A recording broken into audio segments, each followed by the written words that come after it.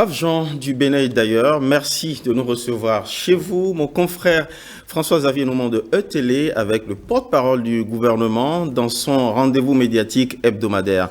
Wilfried Léandre Ngwedji vient répondre face à nous et devant vous à des questions sur d'importantes décisions du gouvernement, mais également sur des faits de l'actualité. François-Xavier Noumon, je crois qu'on a au menu environ 4 grands sujets d'intérêt. Exactement. Merci Osias et bonjour à nos téléspectateurs et merci au porte-parole du gouvernement d'avoir accepté promptement d'être au rendez-vous de ces échanges.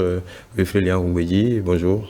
Bonjour, je vous salue. Je salue nos concitoyens et j'en profite pour dire bonne fête de Pâques à tous ceux qui se reconnaissent de cette confession et de cette célébration. Au cœur de nos échanges aujourd'hui, quelques sujets, vous les énumériez. Nous allons parler de la résilience de l'économie béninoise face au Covid et parler aussi de la conjoncture qui prévaut en ce moment dans notre pays comme ailleurs. Nous allons évoquer également la liste électorale informatisée et le RAVIP dans la perspective des prochaines élections législatives. Nous parlerons également de cette rencontre qui est annoncée entre le président de la République et les syndicats au sujet de la revalorisation des salaires et nous allons faire également le tour des questions d'actualité. Voilà. Alors, parlant de questions d'actualité, dans l'actualité récente, au début de cette semaine, le Bénin a vu sa gouvernance financière confortée par une notation de l'agence internationale Fitch qui à nouveau confirme la notation B+, avec perspective de stabilité pour l'économie béninoise. Notre collègue Marcel Arossi nous propose dans un sujet d'analyse les éléments, les ressorts sur lesquels se fonde cette performance économique et financière remarquée et relevée à nouveau par l'agence de notation Fitch. On va l'écouter. Pour une forte croissance, un niveau d'endettement des plus faibles et la qualité des réformes menées au cours des dernières années, le Bénin conforte sa position parmi les pays africains bénéficiant de la meilleure notation de crédit. L'agence de notation financière internationale Fitch a confirmé sa notation B+, avec perspective stable. La nouvelle évaluation du Bénin bénéficie de ses récents résultats positifs enregistrés dans sa politique de réforme budgétaire et économique, doublée de la qualité de sa gestion des finances publiques. Le pays a également fait preuve de stabilité et de résilience pendant la crise sanitaire mondiale. Fitch constate l'efficacité des mesures de réponse à la pandémie qui ont soutenu le fort rebond de la croissance économique qui s'établit à 7,2% en 2021, excédant les niveaux pré-Covid et les précédentes prévisions. Cette tendance devrait se poursuivre à moyen terme, l'agence anticipant une stabilisation de la croissance à 6,3% d'ici 2026, tirée notamment par les investissements du programme d'action du gouvernement. Dans un contexte international marqué par la hausse de l'inflation, l'agence insiste sur la relative stabilité des prix au Bénin, soutenue récemment par les initiatives de soutien introduites par le gouvernement en mars 2022. Selon les informations publiées sur le site du gouvernement, le niveau d'inflation devrait ainsi rester contenu en 2022 à 2,5%, en ligne avec le critère de convergence de l'UEMOA. Le faible taux d'endettement public du Bénin, qui est aussi salué, s'établit à 49,7% en 2021, soit un niveau nettement inférieur au plafond de 70% fixé par l'UEMOA et sensiblement plus faible que les pairs. Source de financement diversifié, dette bien gérée, Fitch estime que les progrès en matière d'assainissement budgétaire et la forte croissance anticipée permettront une stabilité de la dette publique sur le moyen terme à 49% du produit intérieur brut. Merci à Marcel Arossi pour ces éléments d'analyse, les éléments sur lesquels se fondent justement les résultats salués par l'agence internationale Fitch. Oui, une prime à la politique budgétaire du Bénin à travers la maîtrise des dépenses publiques, la maîtrise de l'endettement, la maîtrise de l'inflation, une bonne politique de croissance malgré les chocs extérieurs Covid-19 et anciennement la crise avec le Nigeria et tout récemment la crise importée avec les contre-coups de la guerre russo-ukrainienne soit. Mais il y a quand même une petite nuance introduite dans la notation, les éléments d'analyse par l'agence. Elle parle de relative maîtrise de l'inflation. Et tout est dans la nuance. Parce que sur nos marchés, justement, malgré toutes les mesures que prend le gouvernement pour contenir la flambée des prix, le garier et certains produits de première nécessité flambent toujours. Monsieur Sounovo, c'est une lecture que vous faites et qui s'impose par le fait de l'actualité. Mais dans cet élément qui est passé et dans la lecture que vous en faites, il se dégage plusieurs points d'attention sur lesquels on pourrait insister pertinemment. Vous notez que l'agence Fitch confirme donc la note B+ stable du Bénin. Et j'aime à faire observer ici que l'agence Fitch n'est pas la seule qui s'intéresse à l'économie béninoise. Plusieurs agences, et généralement concurrentes, s'occupent de voir un peu partout dans le monde et s'intéressent également à notre pays, de voir comment est conduite ou comment est tenue l'économie nationale. Et cette agence-là, d'année en année, constate, comme les autres, que nous avons engagé un train de mesures qui vise à assurer la transformation structurelle de notre économie. Les différentes réformes qui ont été faites pour rationaliser la gestion des finances publiques, introduire davantage de transparence, une bonne maîtrise de la dette publique, la gestion de la dette s'entend. Ces efforts-là produisent des fruits qui, aujourd'hui, sont constatés et consacrés par des institutions spécialisées. Vous aurez observé que d'année en année, comme je le disais, on n'a pas observé de dégradation de cette note, malgré les différents chocs que vous avez évoqués. Cela postule que la politique engagée par le gouvernement depuis 2016, dans la perspective justement de construire une économie résiliente, à même de résister aux chocs aussi bien internes qu'externes, cette politique est en train de fonctionner et fait ses preuves.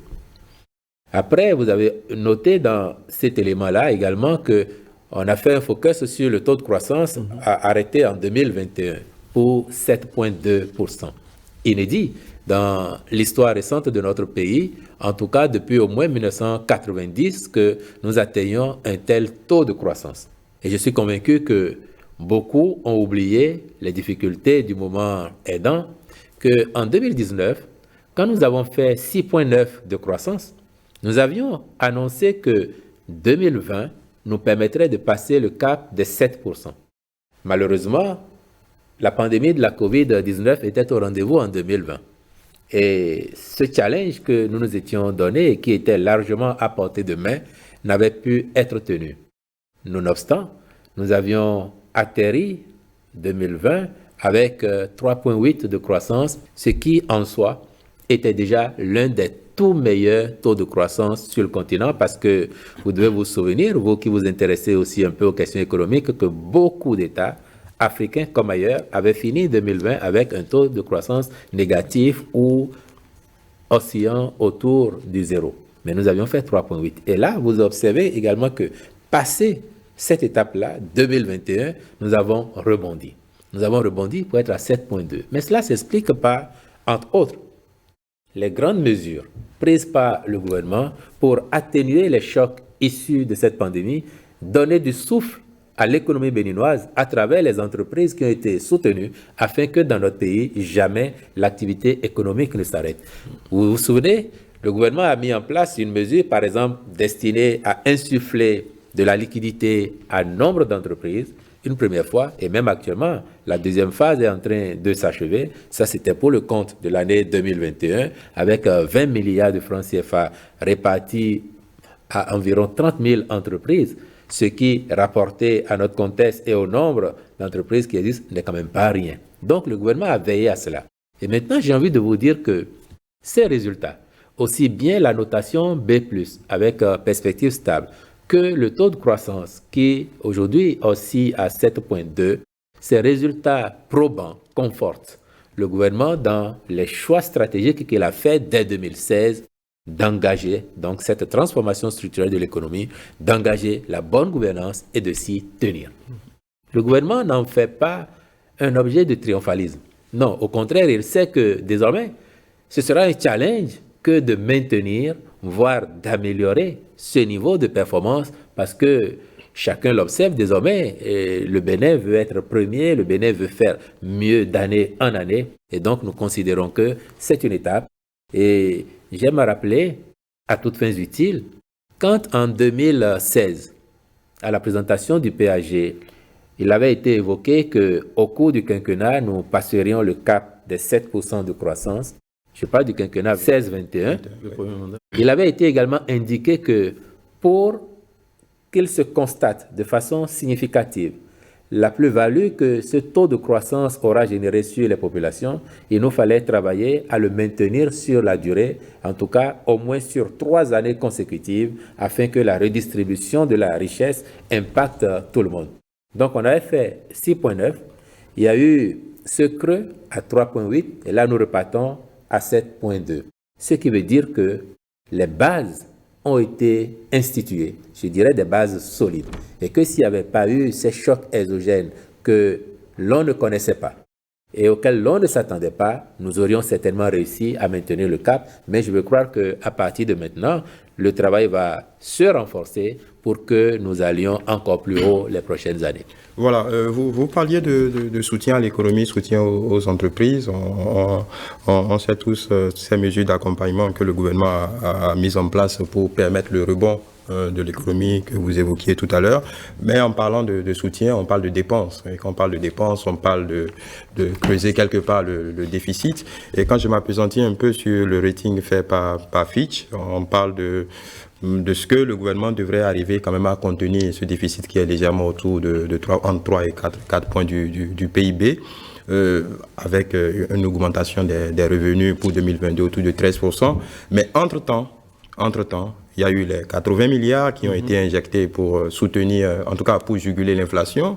Il y a les dépenses en vue également que le président de la République a évoquées pour préparer, pour aider nos forces armées à contenir la question terroriste dans le nord du pays.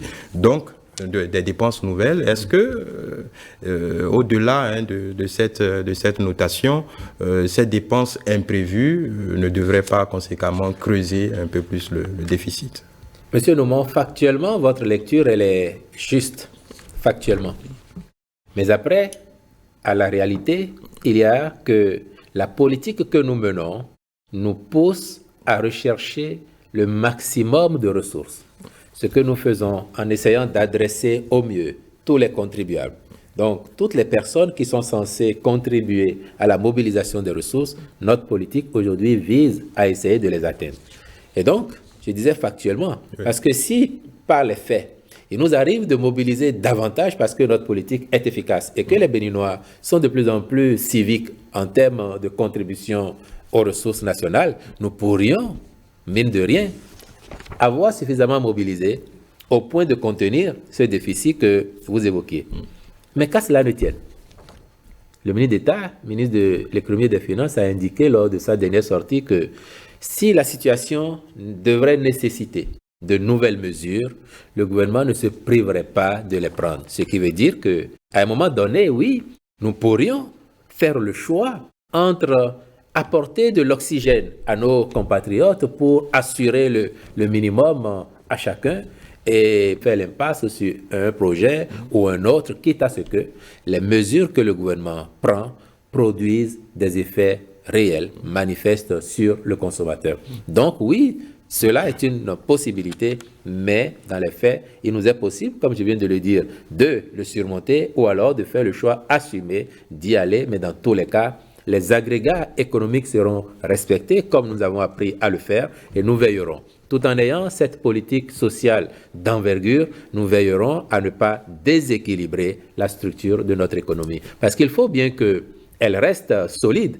pour pouvoir voler au secours de ceux qui seraient dans le besoin chaque fois que nécessaire. Oui, parce que sinon, les dépenses justement de fonctionnement, les dépenses sociales risquent justement d'obérer la stratégie d'investissement qui produit de la croissance, l'investissement justement pour la transformation de l'économie.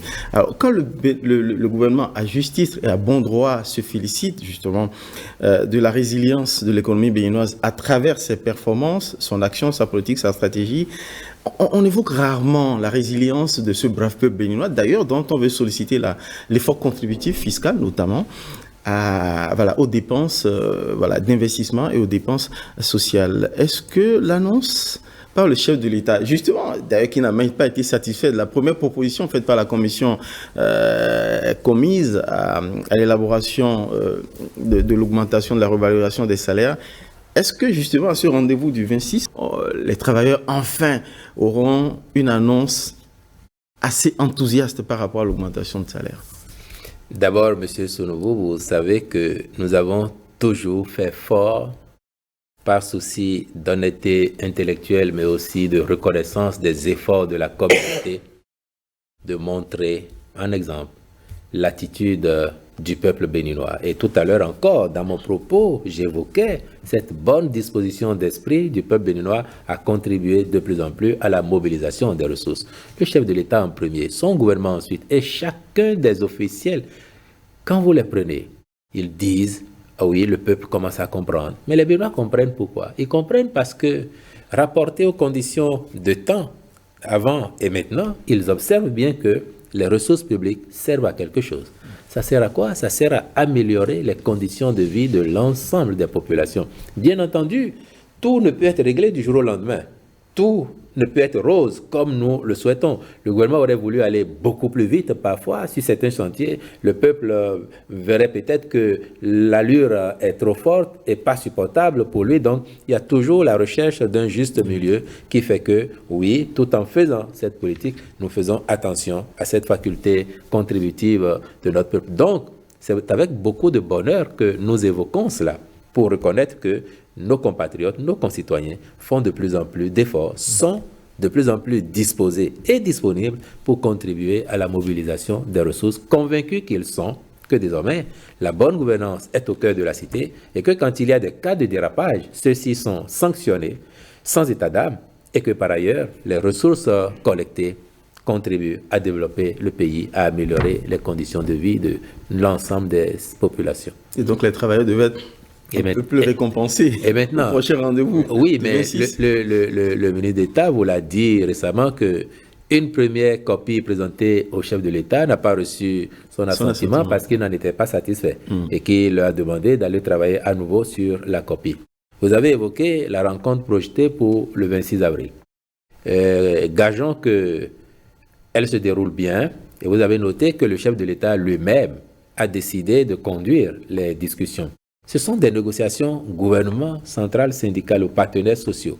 Et on a très rarement vu un chef d'État, je ne parle même pas du président Patrice Talon, prendre lui-même le devant des négociations.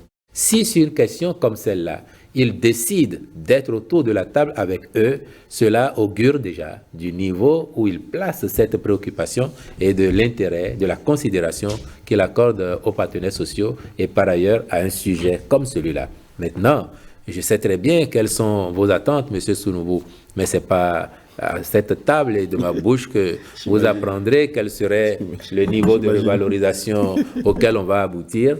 Les travailleurs, ils sont impatients, c'est vrai, le gouvernement lui-même, il est impatient d'en finir et de faire en sorte que désormais, les travailleurs constatent sur leur fiche de paye et dans leur poche cette amélioration qui est attendue. Voilà, en attendant le 26, c'est cette question de revalorisation salariale, c'est sur les marchés que tous les regards sont projetés. Et si on entend un peu la rue, et évidemment qu'il y a les dispositions prises par le gouvernement qui sont conséquentes et inédites, en tout cas, par rapport au volume de ce qui a été consenti comme effort. Est-ce qu'au niveau du gouvernement, il y a déjà une photographie exacte de la réalité du marché et du respect de ce qui a été édicté? Il y a une photographie. Et M. Nouman, vous voyez, la situation que vous décrivez, elle tient d'abord d'un fait qu'il s'y est de rappeler. Vous voyez, nous avons commencé récemment, je veux dire ces dernières années, à travailler encore une fois, à bâtir une économie structurelle, une économie prévisible. Mais pendant longtemps, regardez bien sur nos marchés, combien de fois avons-nous vu les prix affichés? Il vous arrive même d'entrer dans des grandes surfaces où vous allez voir exprès, dans certains rayons, il y a les prix, dans d'autres, il n'y en a pas, comme s'ils avaient été décollés ou ils étaient tombés, n'est-ce pas? Nous n'avons pas appris à faire avec la transparence et avec la rigueur requise. Cela, dans le contexte actuel, rend difficile, c'est vrai, en pratique, sur le terrain, les contrôles sur l'affichage ou le respect des prix. C'est pour ça que le gouvernement en appelle à la responsabilité des commerçants afin que le droit à l'information du consommateur lui soit garanti sur les prix des produits lorsqu'il va dans les marchés. Mais cela, c'est un combat de longue haleine. Parce que si depuis 60, on en est encore là, il faut bien admettre que ce n'est pas en quelques jours, quelques mois que l'on y arriverait. Le plus important, c'est que maintenant qu'on a engagé les efforts pour la transformation structurelle, encore une fois, de notre économie, nous devons reconnaître que ce sont là autant d'éléments qui y concourent et continuer à faire les efforts pour. Sinon que dans la réalité, c'est vrai, on va dans les marchés, j'ai fait personnellement l'expérience d'aller dans un marché populaire, d'aller dans une boutique et de challenger les tenanciers de cette boutique-là quant au respect des prix. Mais il y a des réalités. Vous voyez, par exemple, on peut prendre produit par produit, et les produits notamment qui ont été adressés par le Conseil des ministres récemment. Sur le pain, le chef de l'État a dit, dans tous les cas, il faut que la baguette de 160 grammes reste à 125 francs et celle de 200 grammes à 150 francs CFA. Il y a 3-4 semaines, la tonne de blé se négociait autour de 400 €, un peu moins avant. Aujourd'hui, la tonne de blé est à 600 € au moins, voire plus par endroit. Vous voyez, ça par exemple, c'est un élément modificateur du marché, malgré lequel nous maintenons les prix à ce niveau. Mais on sait très bien que les boulangers, ils doivent débourser un peu plus. Sans doute, il y avait de la disponibilité sur le marché, ce qui fait que nous maîtrisons la situation. Mais nous continuerons les efforts. Quand vous prenez le gasoil, sur lequel également nous avons annoncé une mesure pertinente, le gasoil à 600 francs sur nos stations-service, mais dans la réalité, le litre, aujourd'hui, il est au-delà de 1000 francs. Dans le même temps, il y a une tension mondiale sur le gasoil. Ce qui fait que les coûts de transport, les coûts de production dans les industries, là également, grimpent. Mais comment nous faisons? Nous discutons avec les importateurs de ces produits et nous aussi, le gouvernement s'entend, mène des démarches pour avoir de bonnes sources de ravitaillement afin de rendre le produit disponible sur notre marché. Et puis sur plein d'autres produits, nous avons adressé la TVA. La TVA, nous avons dit 18%. Mais quand nous le faisions, nous postulions comme beaucoup d'autres le fait que cela étant notamment né du conflit, je vais parler de la dernière flambée, la dernière vague de flambée, du conflit russo-ukrainien, nous postulions le fait que les adversaires ou les protagonistes entendraient raison assez vite et que l'économie mondiale recommencerait à se stabiliser, à se réguler. Mais chacun observe que depuis plus de 50 jours, ce conflit, il se poursuit. De fait, le produit qui était à 100 francs hier, le produit d'importation qui était à 100 francs, que vous faites venir, sur lequel vous bénéficiez du renoncement par l'État à la TVA de 18%, il va coûter un certain montant sur le marché au consommateur final. Mais aujourd'hui, du fait de la continuation de ce conflit, ce produit qui était à 100 francs, il est peut-être passé à 200 francs, à 250 ou à 300 francs. Vous voyez, il est encore dans des proportions qui font que sur le marché, c'est difficile. Et la situation que vous avez observée, que vous décrivez, tient beaucoup de cela. Mais il faut se préoccuper davantage.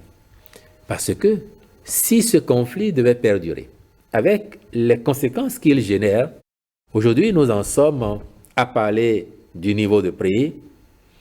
On n'en est pas à la pénurie. Ou à la rareté. Mais le monde n'est pas à l'abri de ça. Et j'entends tous les organismes spécialisés à l'international qui alertent sur les déséquilibres que cause ce conflit à l'économie mondiale. Cela doit nous alerter. Et vous savez, M. Noumon, vous qui, d'ailleurs pas moins que M. Sounouvou, vous qui vous intéressez aux questions économiques et particulièrement aux questions agricoles, vous savez que ailleurs, l'on évoque de plus en plus la disette ou la famine. Et je puis vous dire qu'il y a des États africains qui, pour la campagne 2022-2023, à l'heure où je vous parle, n'ont pas encore réussi à avoir les intrants agricoles. Ils n'ont pas encore réussi à avoir les intrants. Non seulement ils deviennent rares, ensuite ils sont prohibitifs. Mais le gouvernement du Bénin, dans la proactivité qui lui est reconnue, avait fait en sorte déjà très tôt d'anticiper et de prendre langue avec les fournisseurs à travers les associations interprofessionnelles, mais les partenaires aussi, pour que notre pays puisse avoir. Et dans les prochains jours, en principe, vous allez entendre là aussi les mesures qui adressent spécifiquement le secteur agricole en vue de garantir l'engouement de nos populations pour la production agricole afin qu'au thème de cette saison, cette campagne 22-23, qu'il y ait de la disponibilité en vivrier de façon à ce que le Bénin n'en vienne pas à en manquer. Est-ce que pour tirer quelques leçons de cette conjoncture mondiale, un pays comme le nôtre, quand bien même pas des plus riches, ne devrait pas penser à faire ce qu'on appelle, ce que d'aucuns désignent par des stocks de sûreté sur des produits essentiels pour pouvoir passer de façon un peu plus sereine ces périodes-là qui peuvent arriver parce qu'il en va de l'histoire, en tout cas de l'histoire collective, de l'histoire de l'humanité. Voilà. Mais pas que, les carburants, mais également des produits vivriers produits au Bénin. Tout est question d'options. Là, on a évoqué tout à l'heure le gasoil. Ouais. Comment nous faisons pour que jusqu'à juin, au moins, les prix soient stabilisés? C'est parce que nous avons investi justement dans le sens que vous suggérez. Vous évoquez le blé. Mais savez-vous qu'au Bénin, désormais, il y a au moins 2 moulins sur place. Ça aussi rentre dans la politique d'anticipation. Mais sur le reste, les vivriers. Et je vois le sous-entendu de l'ONASA. Je ne l'ai pas évoqué. Bon, je devine, derrière votre front, M. Sonovo, je devine. Mais on ne le dira jamais assez. Sur l'ONASA, la décision que le gouvernement avait été amené à prendre était celle qui, dans les circonstances qui ont prévalu, s'imposait. Pour autant, l'ONASA a disparu, mais le gouvernement a continué d'investir dans la construction de magasins de stockage dans nos communes pour permettre aux producteurs, à leurs associations, de faire des stocks. Il y a un pays, pas loin d'ici, qui a dans son architecture institutionnelle une structure équivalente de l'ONASA. Cela ne l'a pas empêché de vivre ce que le monde entier vit. Et là-dessus, je ne voudrais pas m'abriter derrière le pire que les autres vivent pour justifier le mieux, voire le bien que nous faisons, que nous essayons de faire pour adoucir la situation à nos compatriotes. Je ne le ferai pas parce que, de toutes les façons, le challenge pour nous, c'est de réussir au mieux à faciliter la tâche à nos compatriotes, faire en sorte déjà que les produits ils soient disponibles sur les marchés et ensuite à des prix accessibles, parce qu'il serait encore plus grave si les produits n'existaient pas. Si demain, par le fait des prix à l'international, nos importateurs n'arrivaient plus à faire venir certains produits qui ne sont pas produits ici et dont nous dépendons exclusivement de l'extérieur. Vous voyez un peu. Donc ça, c'est autant d'actions que nous posons, mais en même temps, autant de pistes de réflexion que nous ne manquons pas d'explorer afin que l'avenir soit différent de ce que nous vivons et que si dans 5 ans, dans 10 ans, dans 20 ans, le monde devrait revivre une crise de la nature de celle qui est en cours aujourd'hui, que nous ayons été éprouvés déjà suffisamment par celle qui est en cours et que nous ayons par anticipation sur l'avenir prévu des mécanismes pour réduire, sinon échapper au choc qui naîtrait de ces crises-là. Qu'est-ce qu'on fait pour essayer de juguler cette dispersion de nos produits vers des marchés plus rémunérateurs et dont les paysans n'en profitent forcément pas parce que c'est les spéculateurs qui se mettent le plus gros du bénéfice en poche. Qu'est-ce qu'on fait concrètement pour que ce qu'on produit à Djidia, Boukoumbe et ainsi de suite puisse d'abord servir aux Béninois? Bien, vous voyez, et sur cette question, nous avons exploré 2 pistes. La première a consisté à interdire les sorties incontrôlées de notre pays des vivriers. Et au bout de quelques mois, quand bien même il y a eu beaucoup de convois à raisonner, par réalisme, l'on a constaté que les populations, les producteurs s'organisaient toujours pour faire sortir les produits. Parfois, à leur corps défendant parce qu'elles ont déjà vendu leur production même sur pied. Absolument. Exactement comme si elles mangeaient leur maïs en herbe. Elles ont vendu sur pied. Qu'est-ce qu'on a fait? On a dit bien, et malgré ça, vous faites sortir les produits. Parce qu'il y a des gens qui avaient déjà payé par avance et vous devez honorer.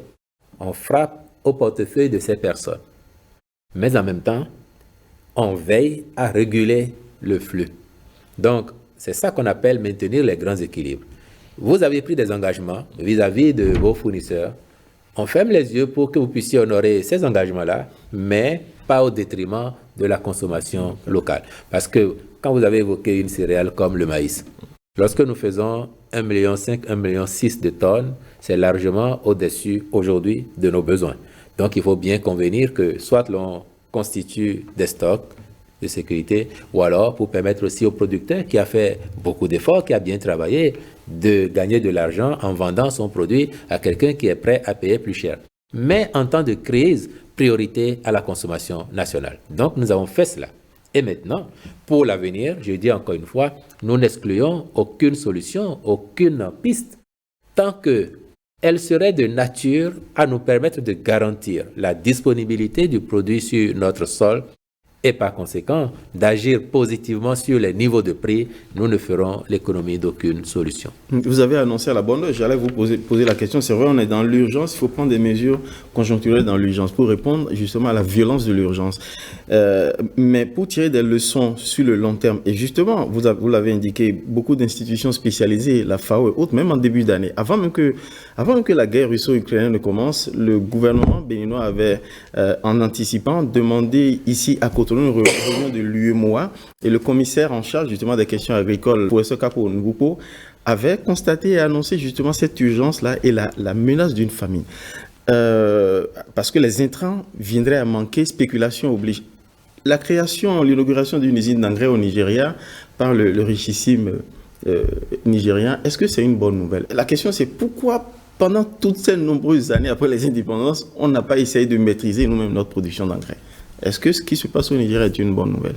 C'est forcément une bonne nouvelle, non seulement pour l'économie nigériane, mais pour l'économie africaine. C'est une bonne nouvelle pour le Bénin aussi, et nous avons commencé à faire pareil avec la zone de développement industriel de Golodjigbe.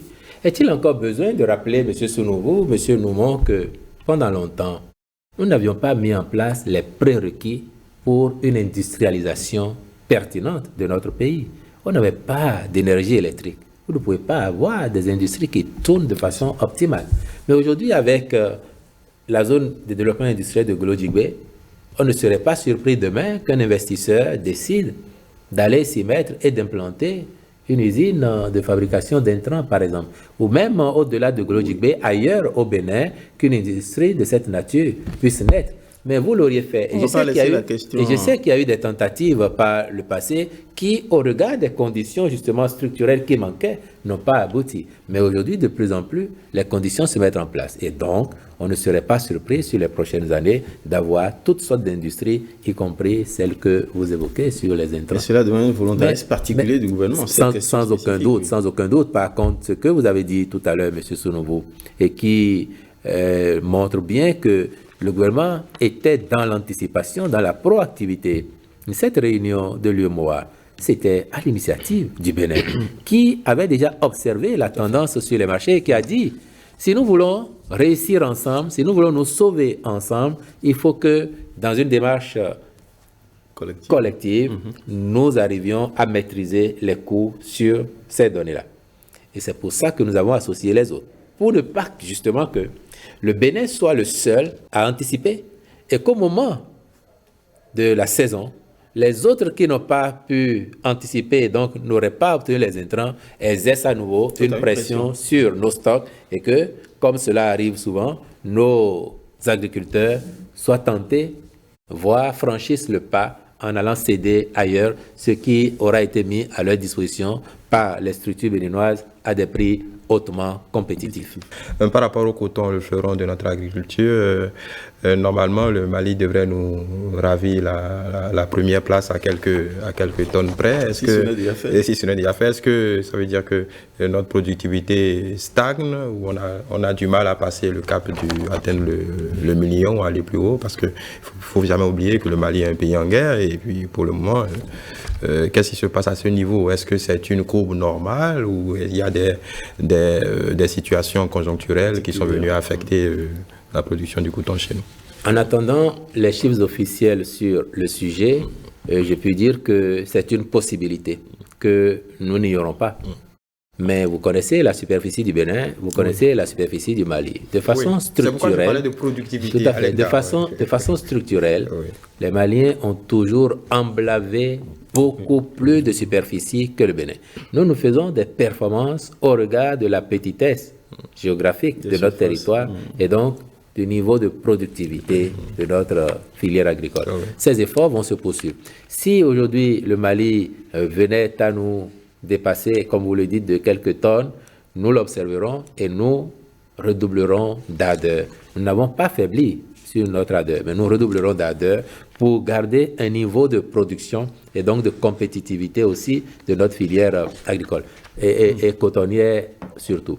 Mais la perspective aussi, et vous le savez désormais, c'est de réussir à engager la transformation d'une bonne partie de cette production sur le territoire national pour générer de la plus-value à l'économie et créer aussi subséquemment des emplois. Et du côté de la zone économique spéciale, on a entendu parler d'une série d'usines de transformation qui y atterriraient. Vous n'avez pas tort. Les options prises par le gouvernement au-delà de la zone économique spéciale, les producteurs béninois, en tout cas les transformateurs béninois aussi qui ont repris quelques usines, je pense à la Citex et à d'autres, en termes de cahier de charges, évidemment qu'ils se, fourniront sur le coton béninois. Ça devrait engendrer dans le même temps, si on prend une calculette, quelques pertes en réserve de change, puisque ce n'est pas vendu. Absolument. Alors, c'est un choix assumé, puisqu'il faut qu'on aille vers la transformation.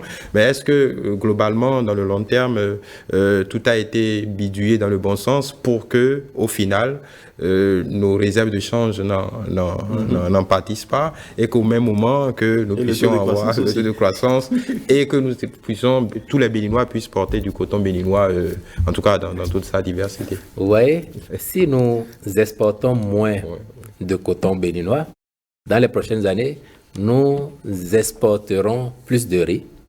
Nous exportons déjà de plus en plus d'ananas. Oui. Nous exportons de plus en plus de soja. Et donc, ce que nous perdrions d'un côté serait rattrapé de l'autre. Mais le vrai bénéfice, dans cette perspective de transformation du coton ici, le vrai bénéfice, c'est la vitalité de notre économie. Ce sont les milliers d'emplois qui vont être créés. C'est aussi la perspective demain d'avoir un Made in Bénin que l'on sublime. Et ça n'a pas de prix.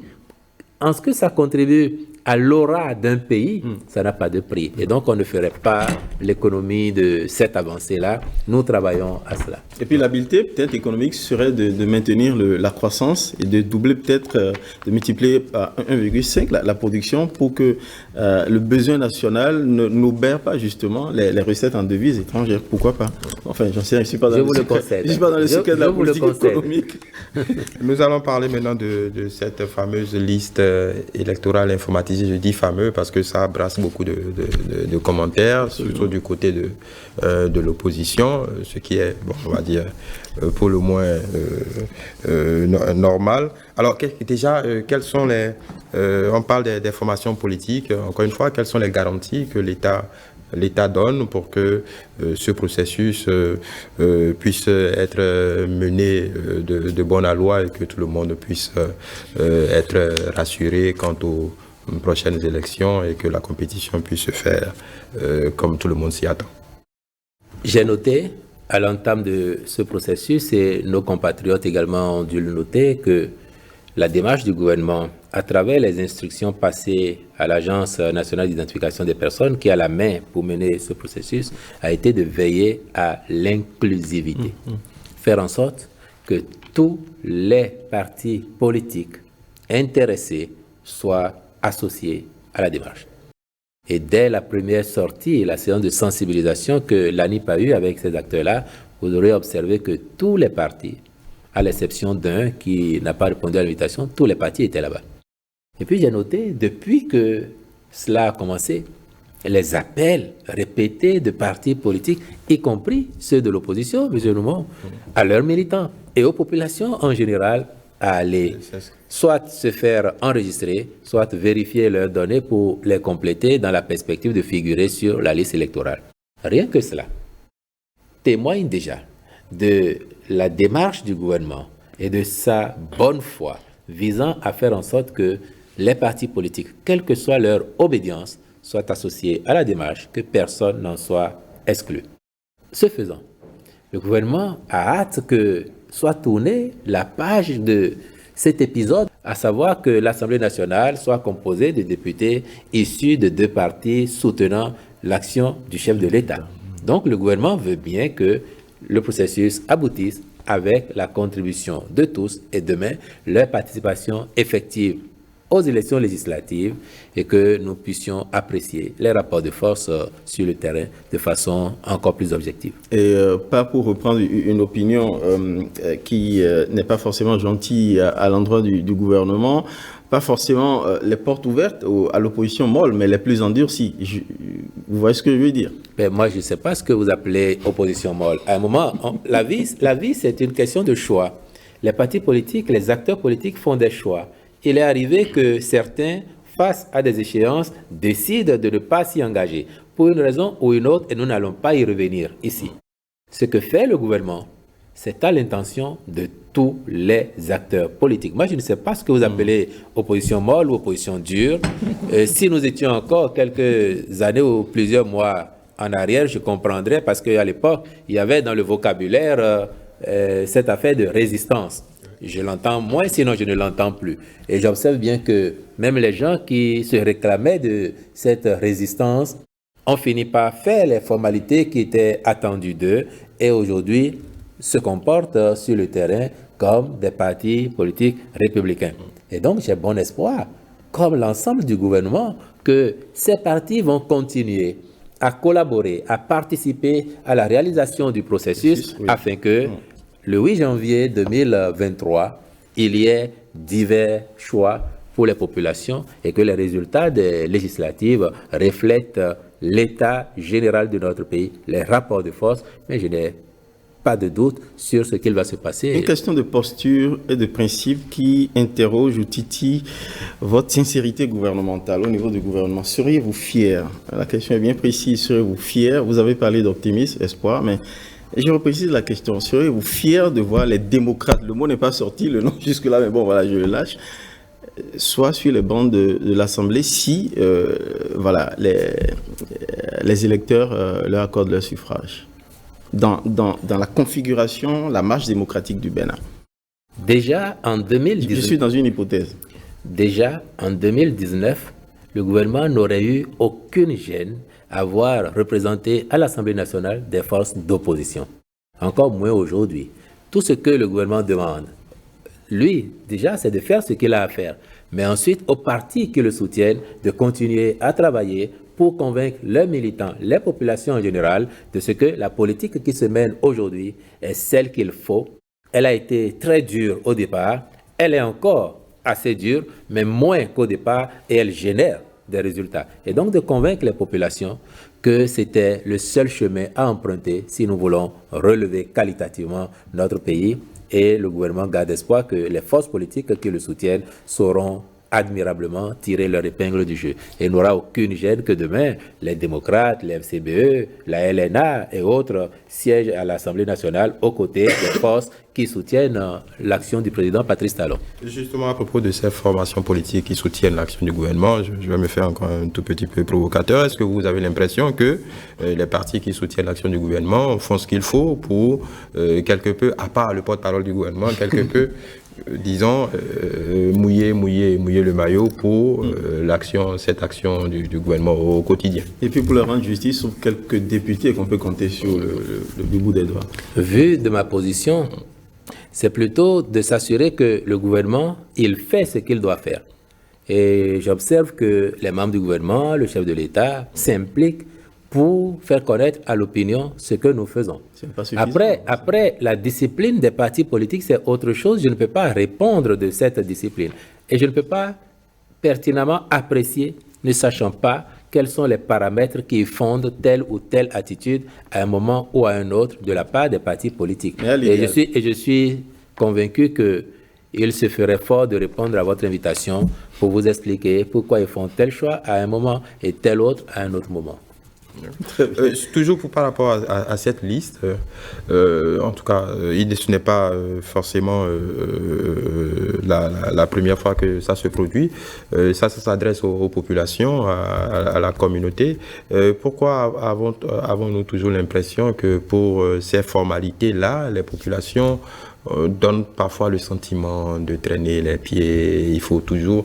Est-ce qu'il n'y a pas quelque chose qu'on a raté au niveau de l'éducation citoyenne? Est-ce que c'est pas un défi auquel on doit s'attaquer hors période électorale de façon un peu plus sérieuse, un peu plus parce qu'ailleurs c'est presque automatique d'aller se conformer à d'aller cocher ces cases-là. Lassitude ou défiance ou désintérêt de la chose politique? C'est un peu de tout. Mais vous voyez, c'est ça encore qui, a posteriori, montre que le président de la République et son gouvernement ont eu raison d'engager le processus de réalisation du RAVIC pour permettre à notre pays de disposer d'un état civil fiable, d'une base de données biométriques de la population. Et plus il va y avoir de Béninois recensés, moins à l'avenir il va y avoir à refaire. On va enregistrer continuellement les nouvelles naissances. Exactement. Et les quelques personnes qui seraient restées en rade. Donc, le gouvernement est plutôt heureux de voir l'engouement actuel, que ce soit des gens qui vont effectivement pour compléter leur renseignement, ou même de ceux qui, pour une raison ou une autre, n'avaient pas participé au RAVIC pour se faire enrôler. Le gouvernement est heureux de voir cet engouement parce que cela montre qu'il a eu raison de mettre en place un tel instrument. Et dans les prochaines années, plus aucun gouvernement béninois n'aura à refaire les mêmes investissements pour constituer une base de données fiable de l'état civil, mais aussi du registre de la population et par ailleurs de la liste électorale informatisée. Est-il vrai que dans son désir, ça fait partie en fait des motivations, des ressorts de la réforme du système partisan, le chef de l'État, renouvellement de la classe politique, a voulu vider, non, pardon pour l'expression, je vais remercier les anciens caciques de la vie politique, et permettre qu'il y ait un sang neuf, du sang neuf au Parlement, même dans les rangs des chapelles qui le soutiennent. Jusqu'à plus informé, je ne saurais vous répondre pertinemment sur cette question. Après, je sais que l'on fait des choix, des options à un moment ou à un autre. Je dis bien jusqu'à plus informé parce qu'à l'heure où je vous parle, je ne sais pas si le chef de l'État a décidé de donner un coup de volant dans ce sens-là ou dans un autre, ou si les partis politiques eux-mêmes ont décidé d'opter pour une position, une attitude ou une autre. Hypothèse la moins probable, ils ne se feront pas harakiri. J'en sais rien. Il y a eu une réunion à Cotonou des ministres des 7 pays de l'initiative d'Accra qui ont décidé de renforcer l'opération coup dans le goût. Voilà.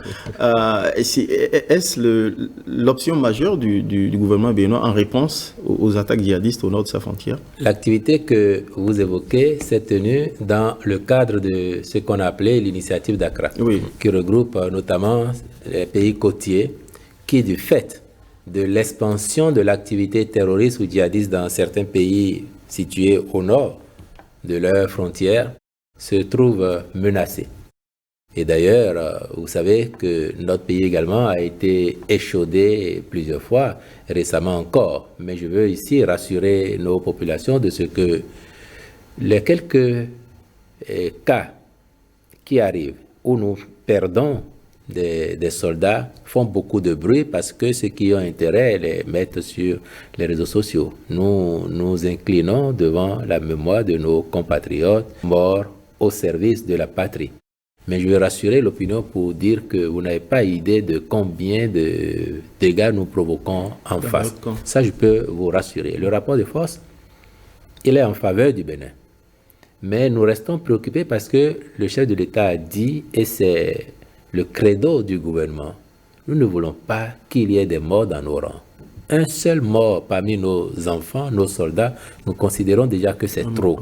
Malheureusement, quand cela se produit, nous n'avons pas d'autre choix que de nous incliner. Mais je vous rassure qu'en face, les dégâts, ils sont de dimensions multiples. Et je disais que cette activité de Cotonou que vous avez évoquée se tient dans le cadre de ce qu'est appelé l'initiative d'Accra.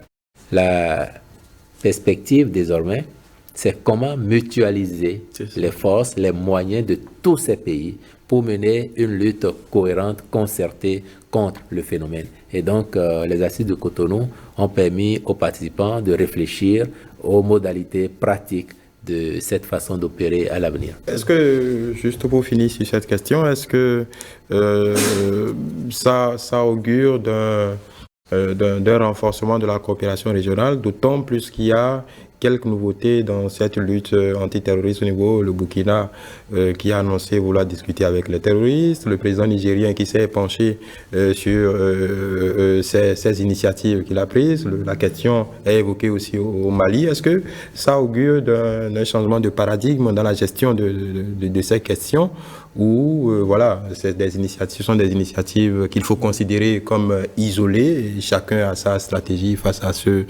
ce péril terroriste qui concerne pratiquement tout le monde. Sans aucun doute que, comme il est issu des assises de Cotonou, il y a de nouvelles perspectives qui se dessinent. Mais vous avez vu, les pays que vous avez évoqués tout à l'heure, selon qu'ils appartiennent à la côte ou au Sahel, les réalités peuvent être différentes. Les pays de la côte se concertent, mutualisent les efforts, veulent s'engager ensemble pour contenir le péril et éviter qu'il se répande chez eux.